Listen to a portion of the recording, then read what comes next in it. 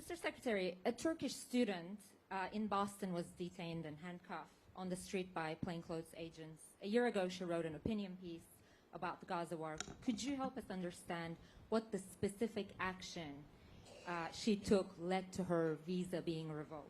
Yeah, and what was your State Department's role in that process? We revoked her visa. It's an F1 visa, I believe. We revoked it, and here's why. And I'll say it again. I said it everywhere. Let me be abundantly clear, okay? If you go apply for a visa right now, anywhere in the world, let me just send this message out. If you apply for a visa to enter the United States and be a student, and you tell us that the reason why you're coming to the United States is not just because you want to write op-eds, but because you want to participate in movements that are involved in doing things like vandalizing universities, harassing students, taking over buildings, creating a ruckus, we're not going to give you a visa. If you lie to us and get a visa and then enter the United States and with that visa participate in that sort of activity, we're going to take away your visa. And once you've lost your visa, you're no longer legally in the United States, and we have a right, like every country in the world has a right, to remove you from our country. So it's just that simple.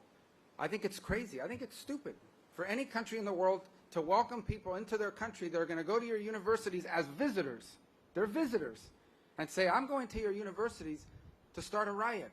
I'm going to your universities to take over a library and harass people. I don't care what movement you're involved in.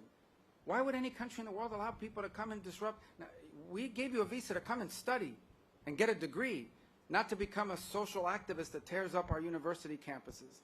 And if we've given you a visa and then you decide to do that, we're going to take it away. I encourage every country to do that, by the way, because I think it's crazy to invite students into your country that are coming onto your campus and destabilizing it. We're just not going to have it. So we'll revoke your visa, and once your visa is revoked, you're illegally in the country and you have to leave.